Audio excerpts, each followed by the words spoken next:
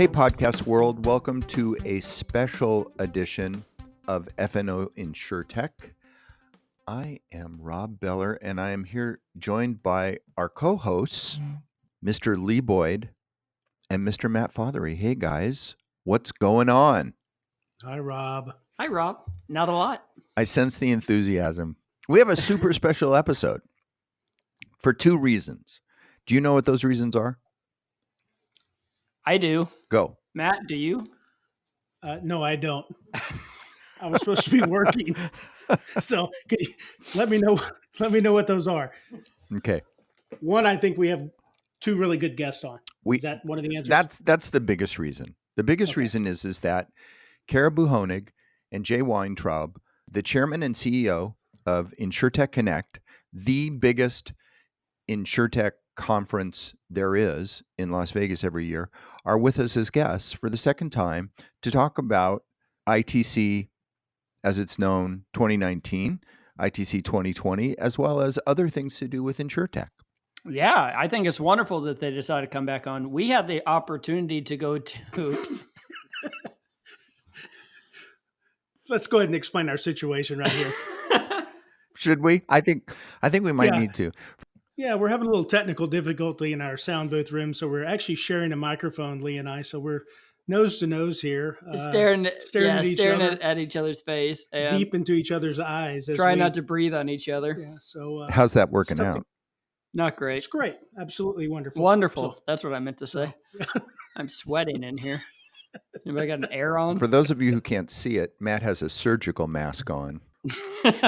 Which is no indictment of Lee at all. None whatsoever. He's just a germaphobe. You're a germaphobe. And the amazing Bill about this, I think it's the number two thing, is that we've been doing this a year, right? A whole year. Nice segue. You are correct. With this episode, we have been able to stay on the air for a full year. I didn't think that would happen. Yay. That was all four of our listeners. Thousands and thousands and thousands of downloads from all over the world. And I mean that. I didn't pull a list of how many countries where we've been downloaded, but it's pretty extraordinary. Kazakhstan, Iran, Saudi Arabia, Chile, Kenya. The list goes on and on and on. It's pretty remarkable. Israel. Israel's a big one. And we've had tons of interesting guests, including one of our very first guests, Caribou Honig. Yeah. Who's graced our podcast today and a few other times. We were very blessed to get Caribou on at the beginning. Caribou was a guest that we knew we wanted. We wanted to hear all about InsureTech, and he was so gracious whenever we asked. He said, "I'm a yes man. I'm going to say yes." And we're very blessed to have had him on. I appreciate him jumping on at the very beginning of our podcast season. Right. And we encourage people not to take advantage of it. But I will say that he's somebody who likes to help and likes to say yes. And Jay's very much that way too. Right.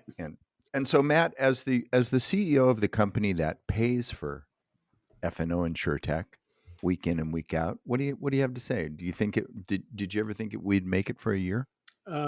Or did you just hope? That we wouldn't?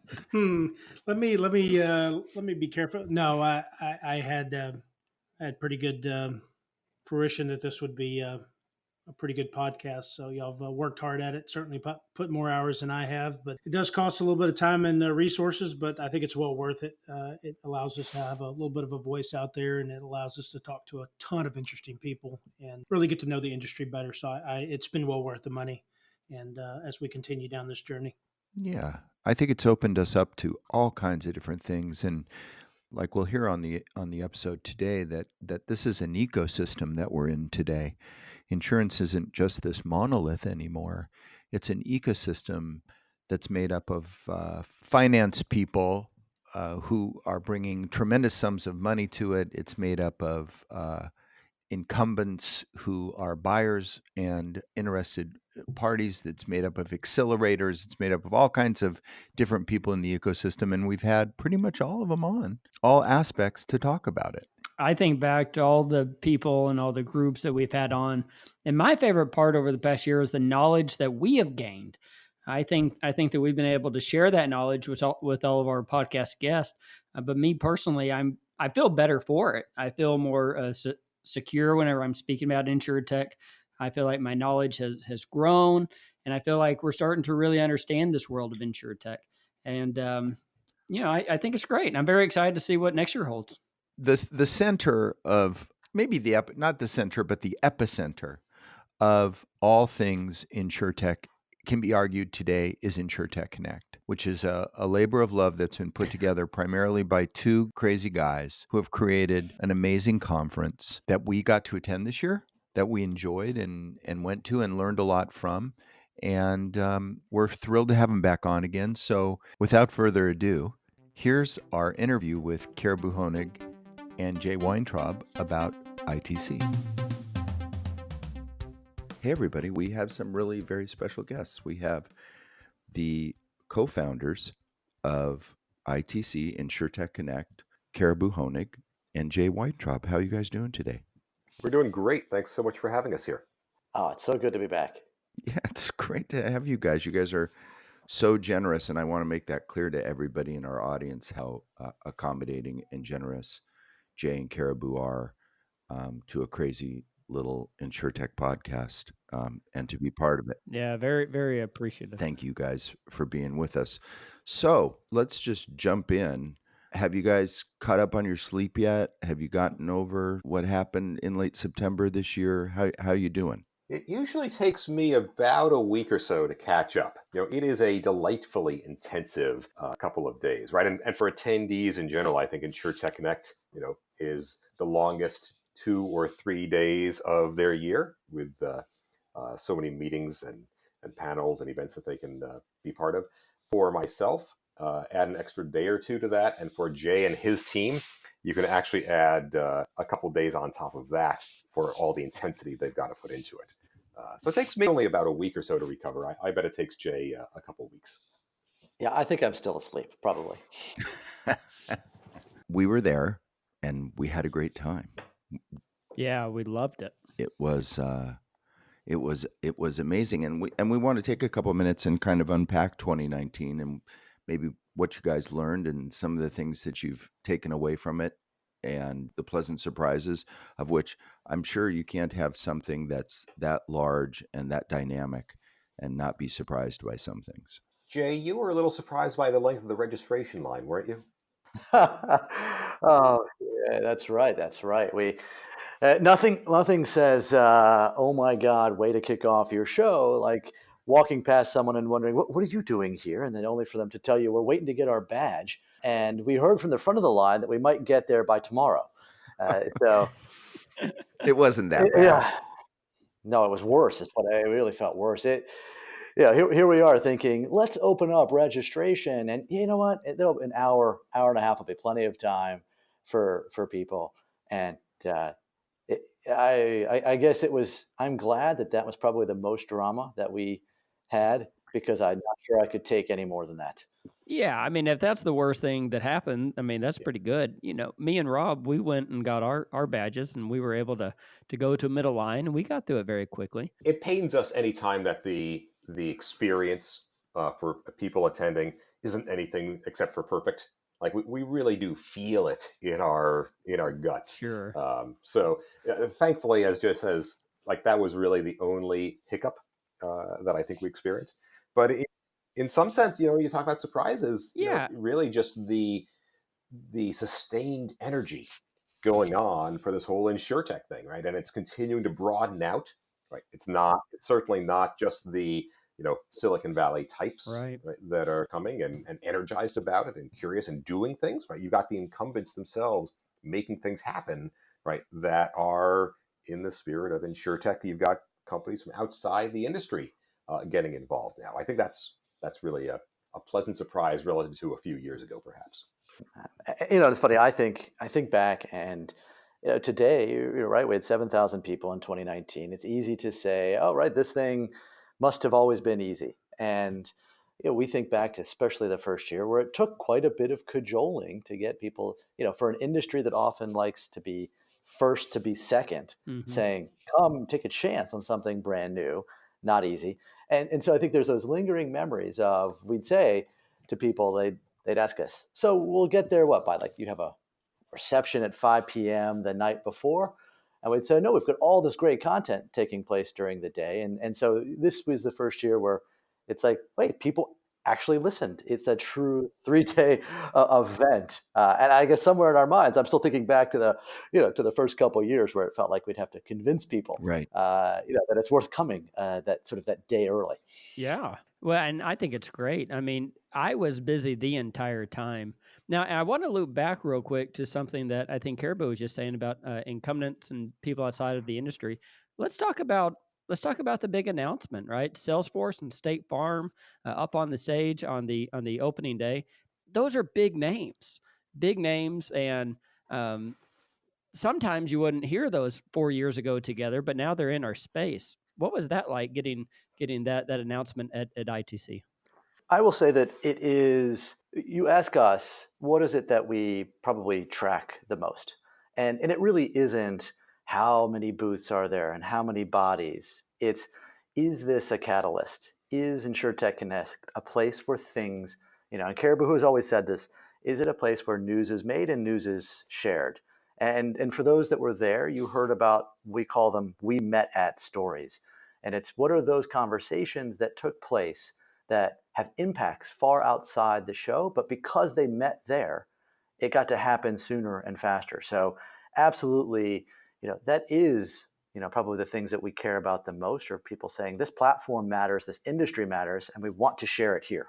And you had that not only with Salesforce and State Farm on opening stage, you had Travelers up there, and Travelers was talking about their relationships with other ITC companies. A lot of great news was really pushed out during ITC 2019, and I think it's neat that that's a focus of yours. Take us into a little bit of the expo. What did y'all think about that? Well, Caribou, I hate always going first here, so I was going to offer for you to speak, and then all of a sudden I started talking. So I'll just roll. Let's roll with this.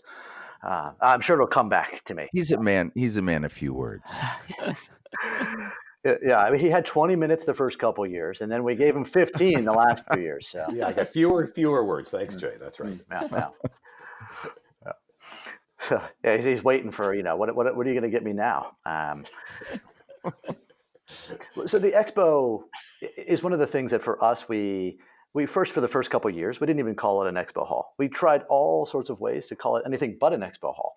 It's the Hall of Innovation. It's an expo hall. But I think core to us was, we don't want an expo hall that sucks. I mean, we think about this sort of like city planning. Like I think expo is sort of this, if done poorly, it's like a used car lot. You just don't want to go in it. I kind of feel like I have to because I need a car, but oh man, I just don't want to. And so we really try to, I think what people may not know is that how many companies we turn away, which is, look, a great problem to have, and I'm glad we're lucky to do it. But it's really meant because we want it to be a place where those meetings happen. It's why this year we invested in building out the center meeting area. It's why we put a demo stage, why we put food and Oktoberfest, and we want it to be a hub of activity and a place that you want to spend time. And so I was super excited by that this year.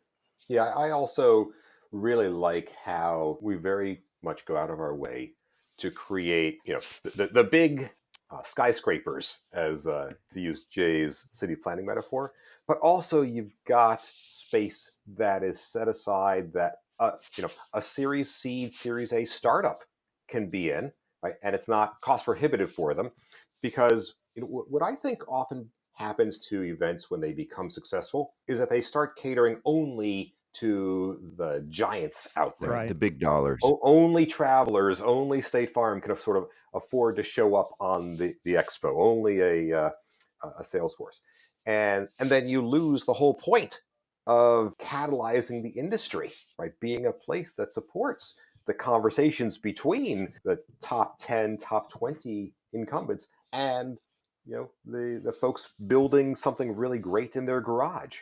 And so making sure that we've got some space allocated for those folks who are just barely getting out of their garage with their product is, I think, really important and really valuable for the whole ecosystem, right? This is an ecosystem event, right? I think we always keep that in mind. And it feels very much to be an ecosystem event. And I think you hit on a really important point that I hadn't thought about since I was there. And that was, there are startups there.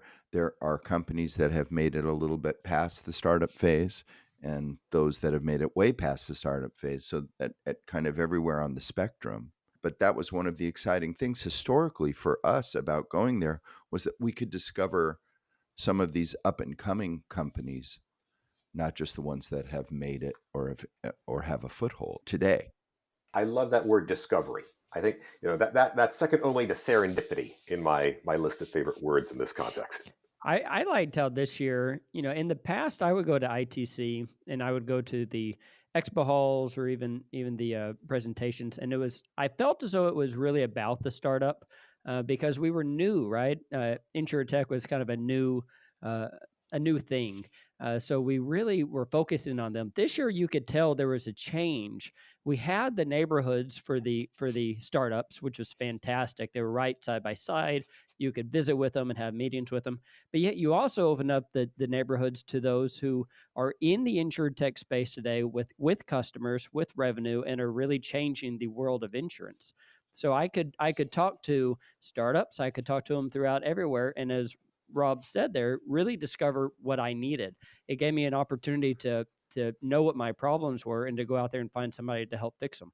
I thought that was great. I think one thing that we enjoy and are trying is, again, it's what is that balance? And we think about that every year. Yeah. It's how many startups, how many, scale ups, how many at, sort of at scale. Because if you were to ask us, what's something that, is never easy? It's, well, can I trust this startup? Is this startup someone that gets insurance? And that's one of those things I think is both fun, and yet we are mindful of it, that we need this new blood because it's going to approach things differently. But we also are mindful of the fact that some of these people don't know enough about insurance, and that some of the companies that are there say, I don't know if I can take a flyer on you. So I look at it, part of our job is to say, how do we help companies establish a track record of trust? How do we continue to do a better job of showcasing how successful partnerships work?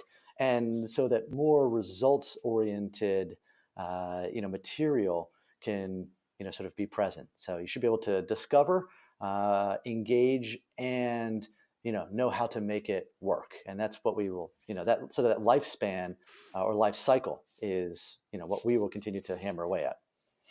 Your comment about the buying a car and going to the car dealer was, I think, terrific, because I run business development in our organization, and so I go to a lot of conferences and I go to a lot of expos, if you'll pardon the expression.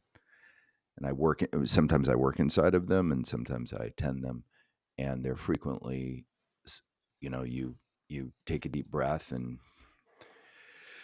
and go in and do the best you can. But that wasn't the case here at all. That was, to me, I think, the most striking thing about ITC 2019 is what you guys did with whatever you want to call it, the Expo Hall, the Hall of Discovery, and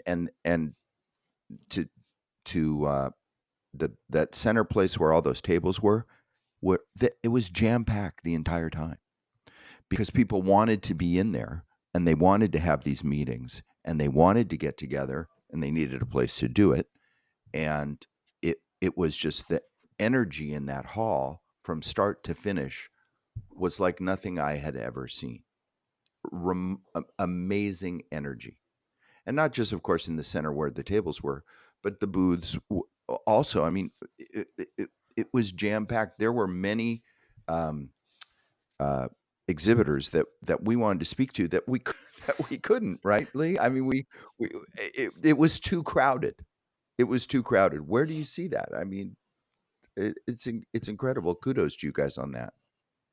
Thank you. That is something we're actually quite proud of, that people come in with a mindset of wanting to have those conversations.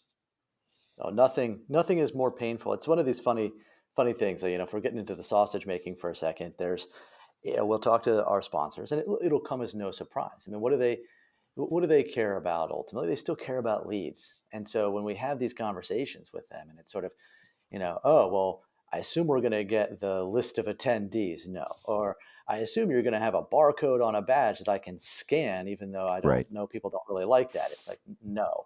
So we're always trying to sit here and think of, at the end of the day, you have to justify your expense with us, and you want customers. But how in the world do we continue to not make it a place where people are now turned away from talking to you? Hmm. So it's no one wants to think of themselves as a lead. Right? That's not really that fun, right? You want to think of yourself as something else, and that's again, like, it's the stuff that we think about more than maybe we should. But I think it's, Caribou always talked about, one of the reasons that we started ITC is because he wanted a show to go to that didn't exist. Right. And I think the same happens, for me, which is I would like an expo hall that I actually want to walk in. Like, that's important to me. One of the things for me was looking around, and people are clamoring for information. You just don't see that in other conferences. It's like they're driven. They have, I need more information. I want more exposure. And not just selling, not just on the selling side, even the sellers are looking for information. What works for you? What are you looking for? Tell me about your business. Um, it was, I just, it's rare or non-existent other conferences where both sides of the equation, the buyers and the sellers, are just both interested in gaining more information. So I love it. You're making us blush now. Well, I think, yeah, my favorite part about ITC is really being able to speak with like-minded professionals who are trying to find our way through this world of InsureTech, really building this community of like-minded people. And this year, Rob and I were able to visit some parties after hours, some get-togethers to get to know others. I think that's great. I think that's really nice. And to do that, also, you offer numerous breakout sessions to allow people to go and talk about, like-minded sessions. And I want to ask, what have you learned over the years about those breakout sessions with the panels? Are those still going well? Is that something you want to keep focusing on going forward? Or, what is your thought there? This takes me to actually think about how, my older son is a senior in high school, and he's looking at colleges, right? And whenever you visit one of the big universities, their line is always, you can make a big school seem small if you can really create the right sort of customer experience for the student, the things that really matter to them and that they're going to love. But you can't make a small school feel big, right?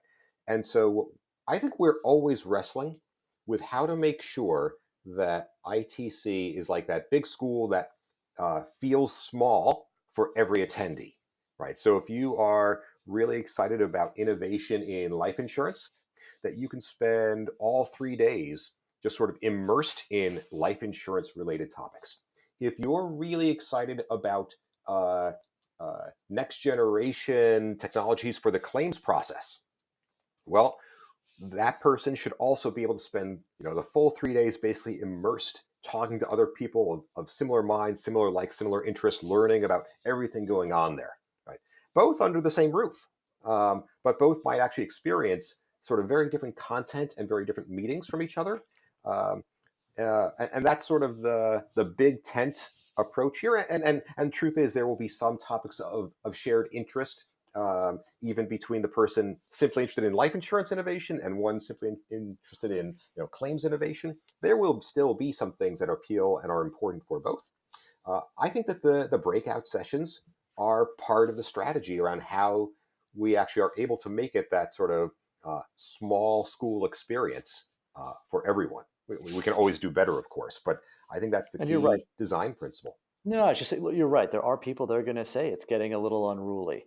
There's going to be people that say that this is, it feels harder to manage, or, I liked it when.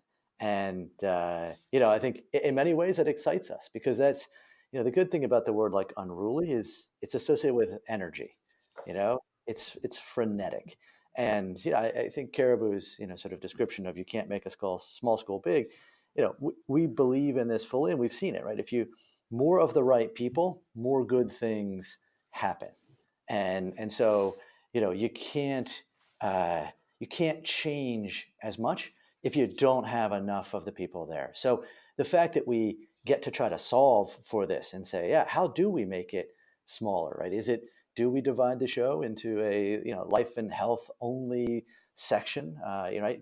Do we do this? Part of it is why we launched Agency Connect this year. It's like, how do we serve these communities within the community and give it something for everyone Right. Mm-hmm. Yeah. to the extent possible, obviously. Yeah. Mm-hmm. And how's that going? Oh, I mean, it's one of the things that we enjoy the most. So, Agency Connect, I mean, we are big believers in the role of the agent. I think you've heard me or heard us say this before that it's going to change. One of our passions, if you will, is saying that it's like the Iron Man suit. How do you give tools to make the person better? It's not how do you just build robots to replace the person. So, and I think when it comes to certainly the mid market, the challenge that I have is I don't want it to be a barbell. I don't want just the $1 billion companies to be the only ones that can afford into investment, and it leaves others, sort of behind. So it's how do we catalyze the mid market and the entrepreneurs to focus on the mid market. So that's for us is what Agency Connect is about. And this year, we are going to have, do the first sort of. I, I have resisted the idea of sort of doing a breaking the Expo Hall into thematics forever, but we're doing it. So this year we're going to do life and health. We are going to build something special for life and health to make it even easier and for people to spend time who are interested in that. It's all part of the these other stages, if you will, just the way the breakouts are. How do we apply the same principles to other physical space? Well, just from a practical standpoint, the reality is, and I mean that this speaks to why there's 7,000 people that attend. This movement, this idea of InsureTech is enormous and touches every part and piece of the insurance equation and value chain. So how do you, I mean, just how do you physically accommodate that in one conference? It's hard. Well, it's what gets us up every day. So Great. Let's just move forward here in the interest of time, even though I'm sure that we could continue to talk about this on and on. We reached out to some of our previous show guests and listeners and asked them for if they have any questions or thoughts for you guys that we'd like to share for you. And one question was just about have you thought about dividing the show up? And this person asked, like they do in Coachella, like Coachella does with Stagecoach, which is kind of funny. But what do you think about that? Do you see InsureTech Connect staying as one big show for all? I'm gonna. I think that there's one aspect where we are actually already taking the steps to create a little bit of a split, right? And that's around geography. My view is that InsureTech Connect, the flagship event in Vegas, right, is the global event. That's certainly the vision for it. And I think that happens. We get well over 1,000 people from outside the U.S. coming each year. But gosh, it is a long haul coming over from Asia, and so as you know, we've announced InsureTech Connect Asia, right? Really a super regional event to be in Singapore this coming June. Well, I think that is actually, I hope that doesn't prevent people from Asia coming to Las Vegas in September. I actually think it'll help catalyze more people coming from Asia. But that is one simple organizing principle that, creating something that is a heck of a lot more convenient for the people from Asia to have as at least a super regional event happening in addition to the Las Vegas event. Jay, what's it like trying to put a conference together in Asia? Exhausting, exciting. I think it is the impetus for our Asia event was about this time. It was about Thanksgiving of 2017. I had a chance to go visit an insurer. It was Fosun had put on an event in Shanghai, and it was the first time where I had had any real direct exposure to, sort of China and the broader APAC region. And I remember coming back after hearing from some of the companies over there and going, "Oh my gosh!" Like it was mind blowing what they were doing. And things that are, even if half of it's true, uh, even that is kind of crazy. So I remember thinking that this is, it's eye-opening in the way that helps spur innovation and get us to realize like we're not alone in many ways. So that was our desire to figure out how we showcase that. And ultimately what we concluded is that, the best way to do that is give it its own stage and its own platform. So I'm very, sort of excited about what people are going to see about the region, because the dynamics over there are so different. Like we talk here about the role of the agent, and you've got some industry, markets over there where they've got 300,000 and they still can't get enough. So it's going to be great for people as a way to sort of put what we see here and broadly into a different perspective. Now, on the flip side, I don't like the idea, and I never have, of splitting an event like this into life and health versus property and casualty, or customer origination and distribution versus underwriting versus claims. Right? And the reason is that what's going on now, the reason this is such an exciting time, is that there are fundamental transformative technologies being deployed, right? Whether it's the penetration of the smartphone, cloud computing, the shift to APIs for the architecture, the machine learning, all these things, right, are core drivers of change right now for the insurance industry.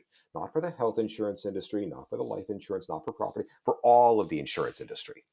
And so I think that, not to say there shouldn't be other shows out there about particular aspects of the value chain, particular categories of insurance, but there does need to be, I think, an event that is really tying the fundamental drivers of change around these technologies and the transformative impact they're having across all of insurance, and the innovation that's happening.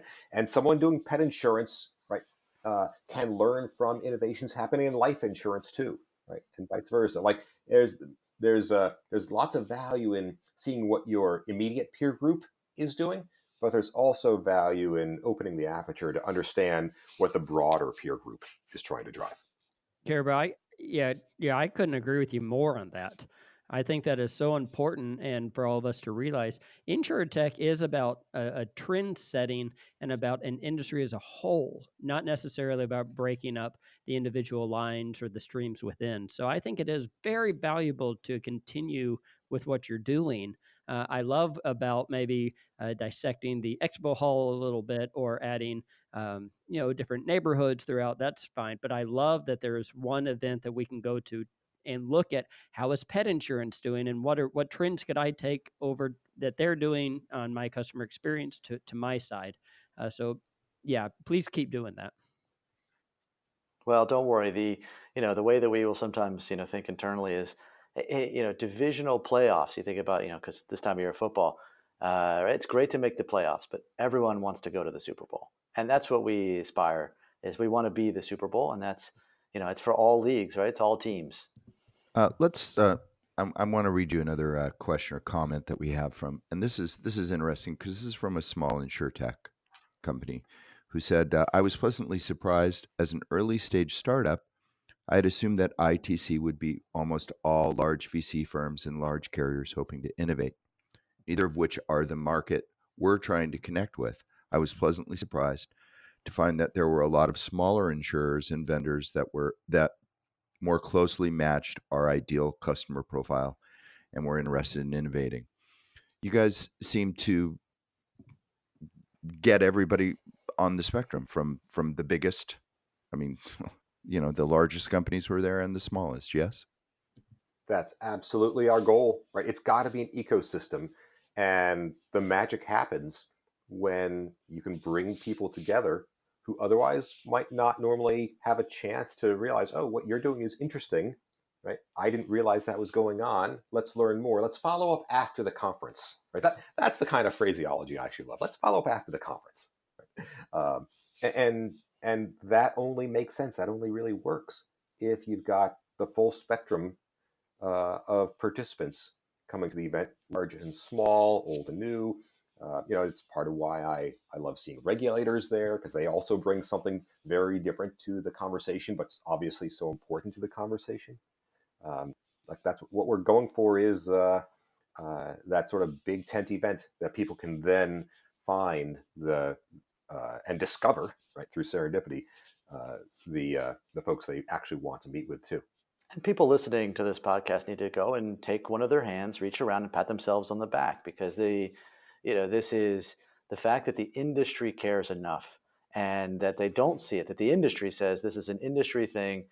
And it's what's unique about insurance. A small insurer doesn't necessarily say I'm a small insurer, right? It's still, I'm an insurer that has an obligation to help people with their lives. And if I can help, my lives and my customers' lives, that's what matters. And that's not a question of like how big or small I am. And so the fact that this industry cares enough to say that that's my priority is the people, and thus anything I can do to make my policyholders better. So I think there's also a unique dynamic of why that makes insurance itself such a great place for us to be. I have a thought. Do you guys see InsureTech Connect as a platform? Yes. Yes. Do I need to? Yeah. Respond to that. So I think if you hear us talk, throughout the year, you'll hear the word product and platform quite a bit.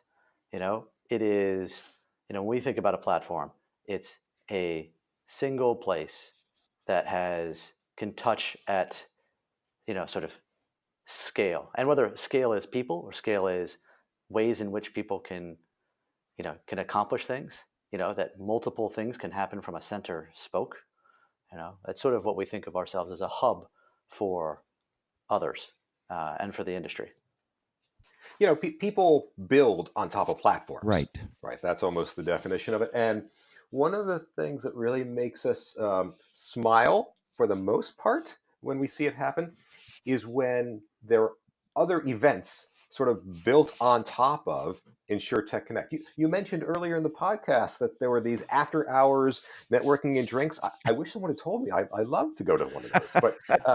But hit me the up fact next that those year. are Hit me up next year. I'll get you an invite. Don't worry. That would be great. Sure. I'd appreciate that. And some of those are done in coordination directly with InsureTech, and others are just happening where we find out, after the fact, or we heard there was a really good after hours event. I would have liked to go to that. So I'm doing everything I can to get some invites from people that are listening to this. You can tell, but the very notion that people are building their mini events off of the ITC platform, that actually is telling us that it's not just a great product, but it actually is useful as a platform for people.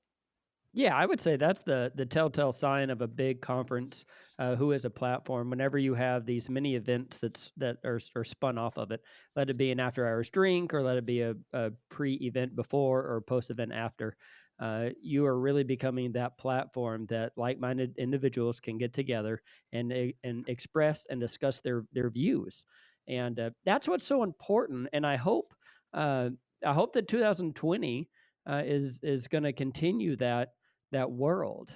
Let's talk about InsureTech trends for a minute, because one of the things when you Google InsureTech Connect, there's a lot of people who did reviews and talked about what they got out of it and what they where the industry is.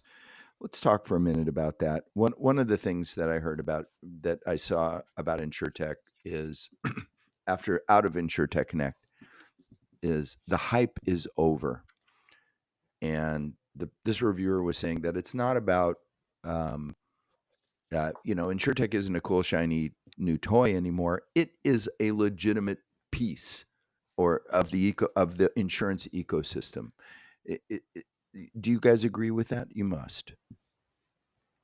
That's what happens when we're not in the same room. We're trying to look across.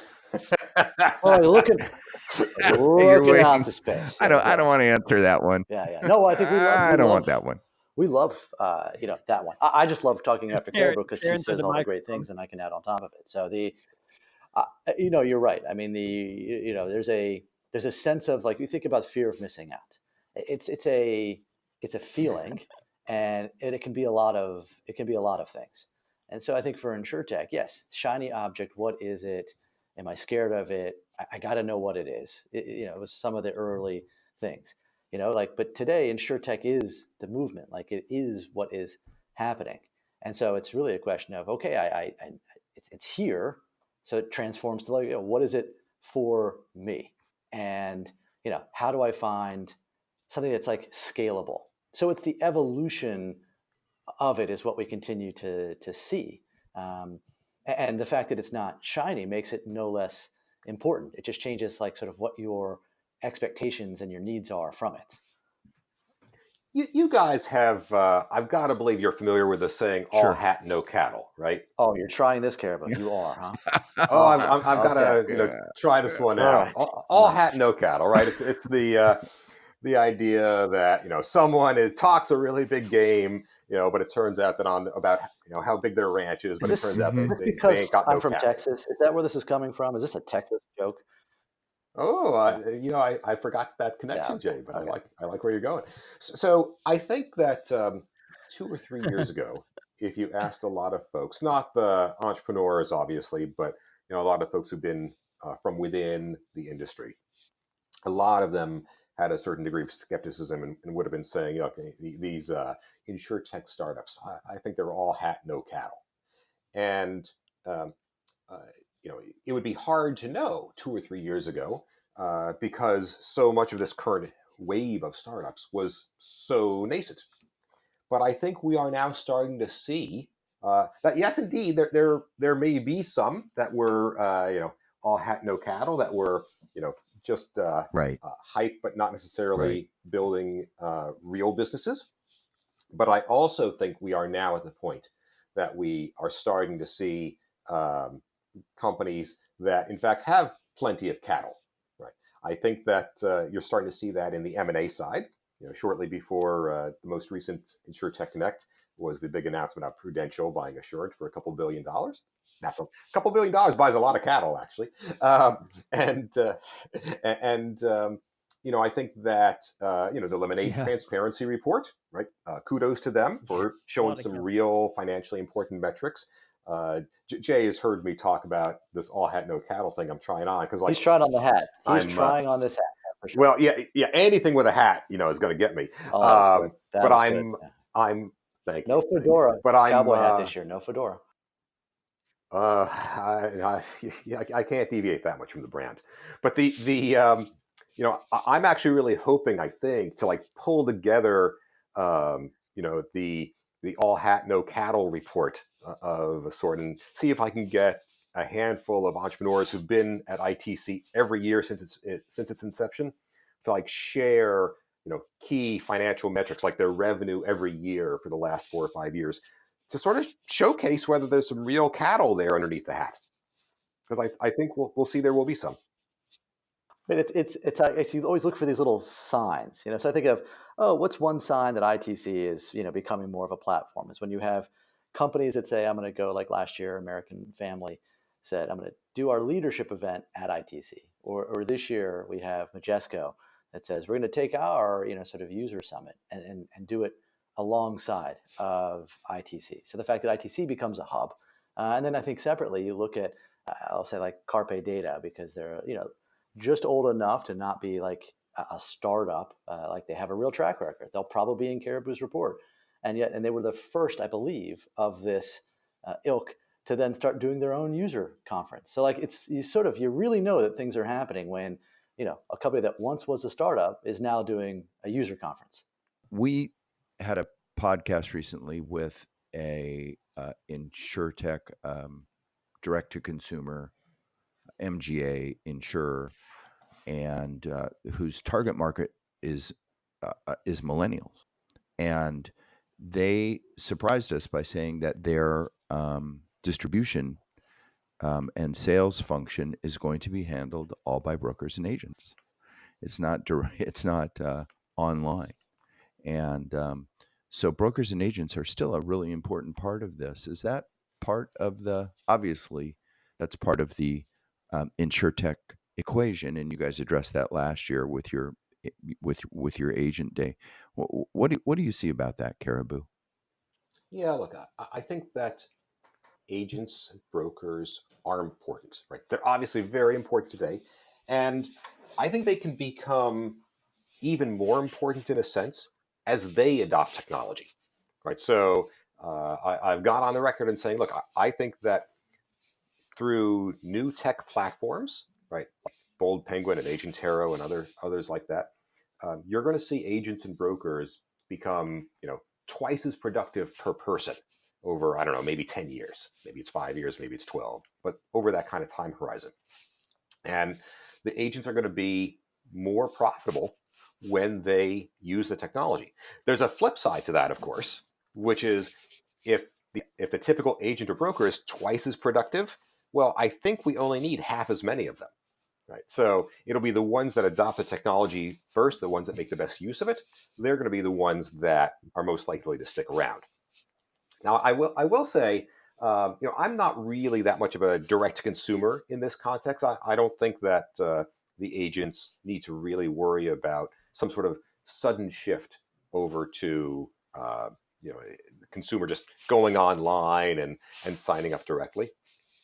I do think that embedded insurance, right, having a middleman that isn't your traditional, corner brick and mortar kind of agent, but might be more of a channel partner. Right? I mean, I've talked about. I really am intrigued by what Porsche is doing right now.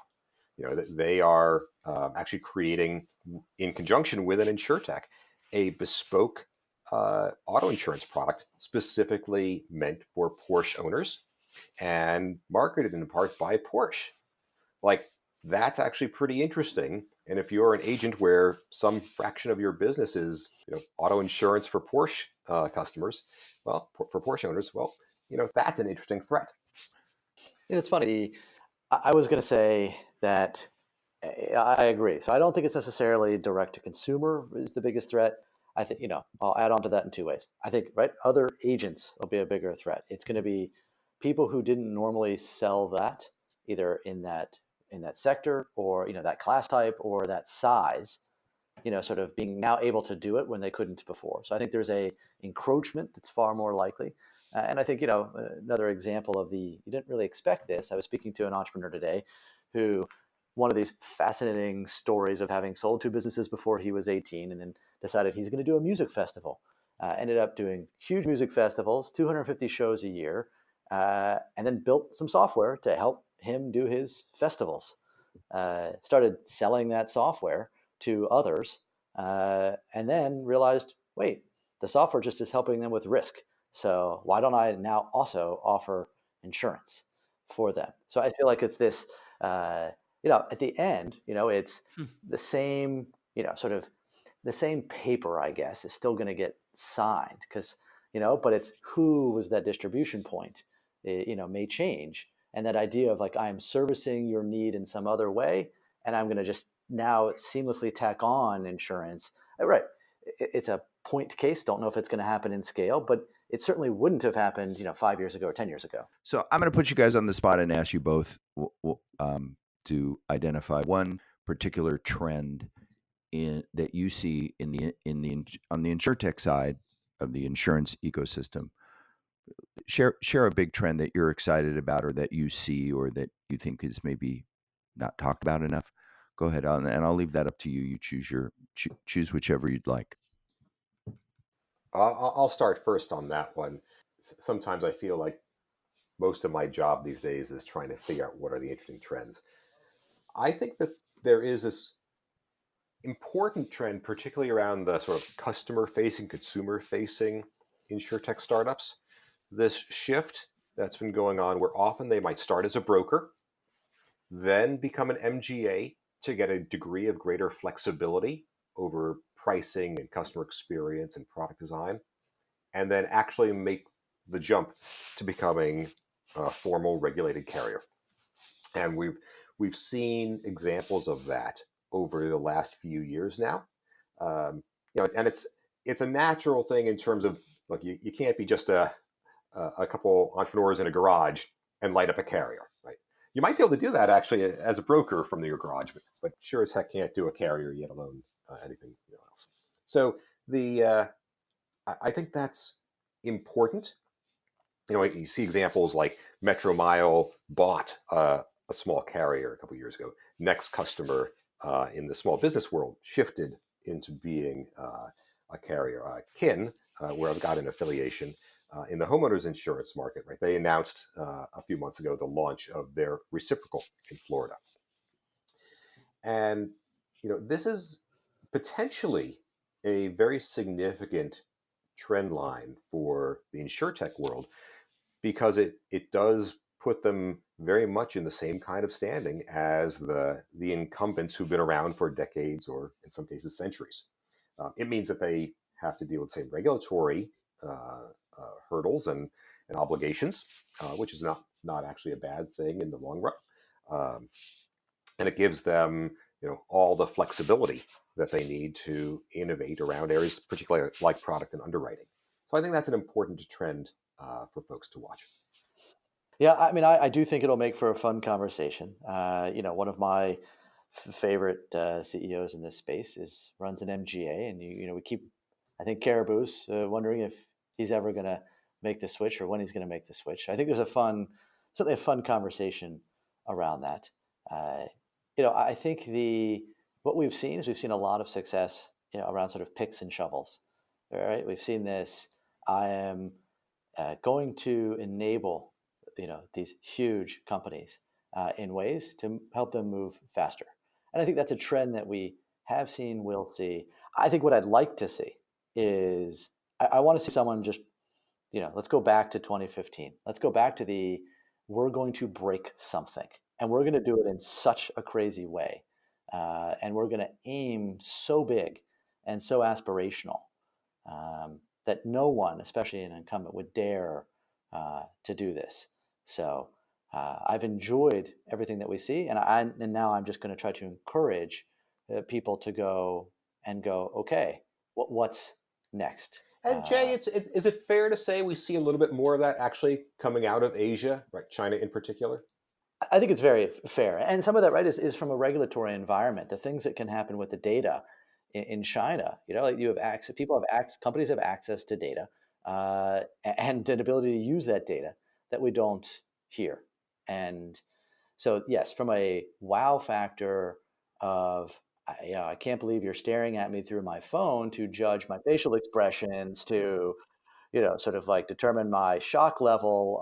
There's a lot of that stuff that is kind of like, oh my God, I can't decide if that's cool or thank God it's not here. So, yeah, yes, absolutely. I recall reading actually a few months ago about one Chinese InsureTech company that was actually outsourcing some of the claims adjudication part of the process to like a claims committee, or a randomly selected half dozen customers for every claim that needed to be adjudicated. I thought that was pretty darn interesting. And that, I think that falls in the pattern that you're describing there, Jay, of like something that is a little bit more, wow, I've never heard of that happening in the last century, but I can understand why that could actually work now. So, yeah, and don't get me wrong, one of my favorite stories, and not the least of which, because it's sort of self-serving to ITC, is Travelers and Hover. It was this: here is technology in the palm of a consumer's hand. Here's a company that has built this ability to actually, sort of like take 8 photos, build a 99% accurate model, and then some, down to the thing. And now it just sort of happens like magic. Or, I think the same thing with like Tractable, where this like full end-to-end integration of photo, car, body shop, part ordered, things are set. Again, it's like you knew it could technically happen, but you didn't think anyone would actually get these pipes to connect because they were so hard to talk to previously. And so I love that. And it's like, all right, what are people going to do next that we thought was only possible on paper? And they'd better show it at our show first. That's right. That was one of the review points that we heard or read, was that a lot of people there are looking for the next big solution, right? The one that ties it all together. And I don't think it's quite there yet. No, which is great. It'll keep us all very busy. It is great. It is great. So speaking of the next big thing, let's talk about 2020 for a minute. as we conclude today. A lot of attendees like ourselves are wondering how you top this. I'm sure you guys are wondering how do we top this, and but I'm sure morning, noon, and night it consumes you all. How do we keep this train on the tracks, and how do we even make it better? So, can you give us some? Can you tease us a little bit about 2020 ITC 2020?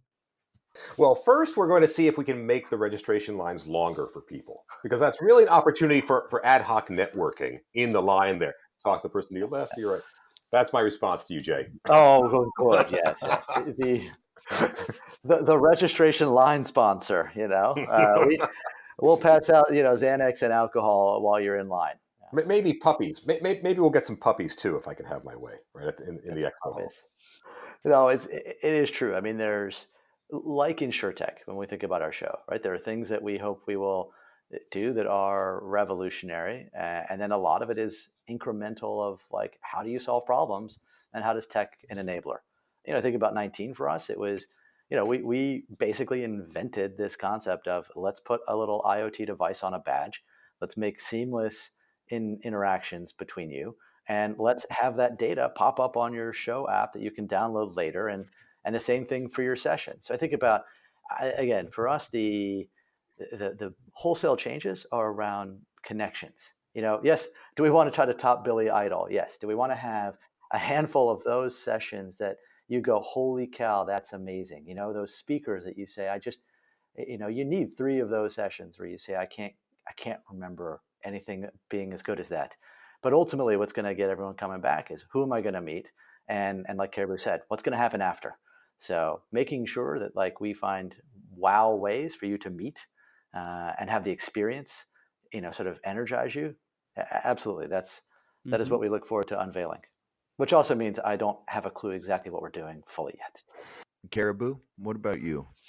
What do you want to see from 2020? Yeah, first of all, we don't want to fix the parts that aren't broken. And I like to think that there's a lot that is working really well for people. Obviously, we want to continue the quality of the people. We want to continue the diversity of people on all dimensions. Right. A lot of that is geography. A lot of that is the role they have.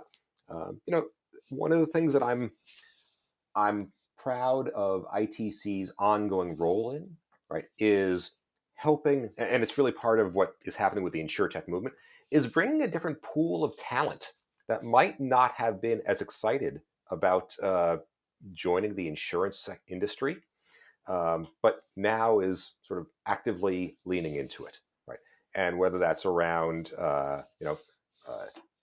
areas like gender, ethnicity, or whether it's sort of topics of study like computer science, right? I think that there's a whole sort of wave of people who've come into the industry, and I think that we at ITC want to do everything we can to support that. Right? There was a Slack conversation with someone that I saw where a person was asking, like, if I'm just entered the insurance industry now, do I have to learn how to play golf? And the answer was, no, you actually don't. And that's a really good thing. It's fine if you do play golf. That's not a problem either, but you don't have to, right? Like that's no longer a prerequisite to being successful in the insurance industry, right? And, I think that if ITC can continue to play a role in breaking down the barriers to all sorts of amazing talent, sort of getting excited about insurance, then we'll have also made a mark doing that. It's interesting because I think that you guys are in a rare position where you can facilitate some of that, right? And encourage things. I mean, it's with success often comes responsibility, and I think that you guys do have some responsibility to the industry and to where this thing is going, and who's going to be involved in it. We completely agree. That's part of why Jay is always so stressed out, is he's always trying to figure out, like, okay, there's 200 slots, give or take, on the stage somewhere, and there's so many interesting stories to tell.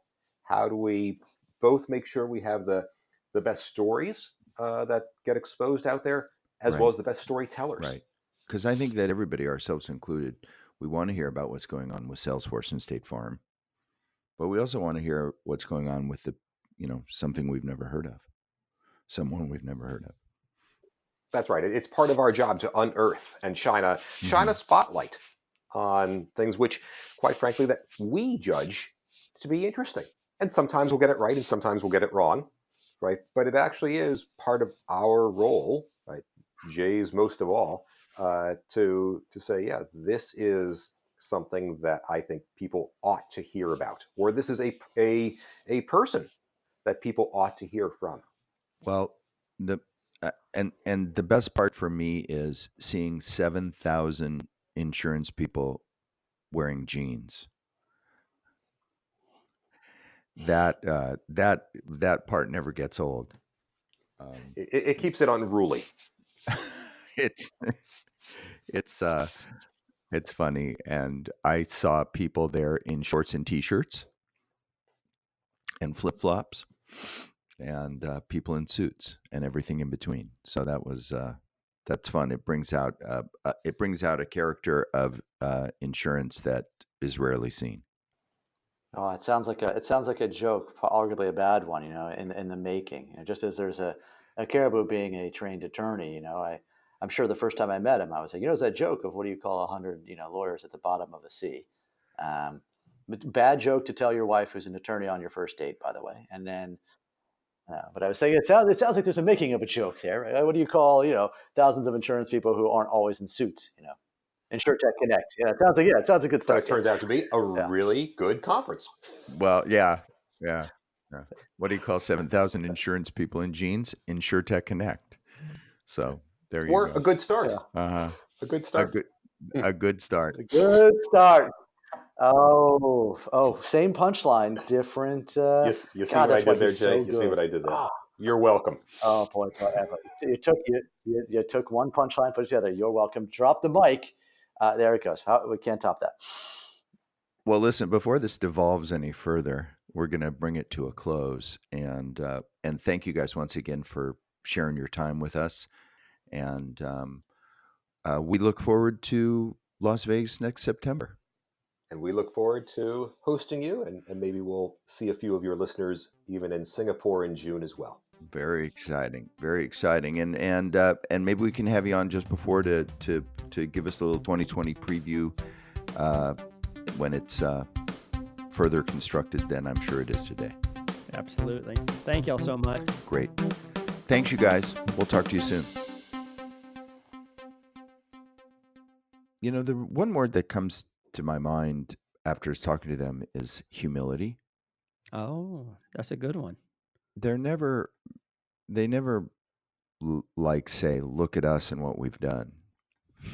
No, not one time have they ever said can you look at where it's been to where it is now? It's so humble how they present the whole InsureTech Connect conference. They're grateful and they understand their place in this, and they take the responsibility for it very seriously. And so it's a pleasure to have them on.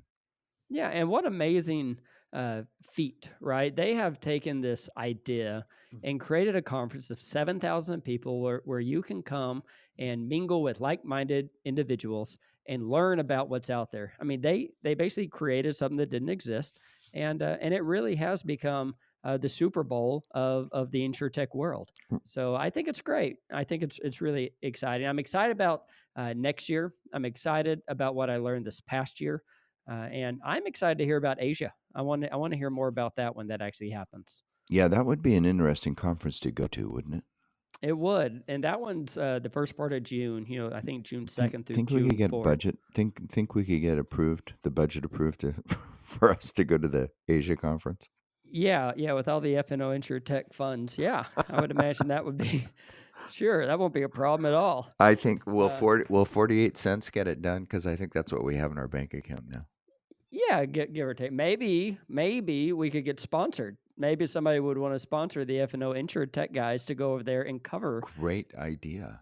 Yeah. If you're out there in our audience today and you would like to sponsor Lee and I to attend InsureTech Connect Asia, please contact us immediately. Well, we're dropping things out there, right? We're looking for that. Caribou's looking for invite to parties after hours. I mean, this is the platform for that sort of thing. We have a lot going on. That's true. A lot going on. Real appreciative to those guys. Always a treat. They are this is their third time on the podcast, right? It's the third time that we've had either one or the other on, and right. And hopefully it won't be the last. Terrific, generous people who are very kind to us, and we can't say anything but thank you. And look forward to what else ITC will be producing next year and beyond. Right. We thank you all for being with us today, and as always, you can support us by just subscribing to our podcast, which you can do on any of your favorite podcast players. And with that, we'll say what we always say. Goodbye, everybody.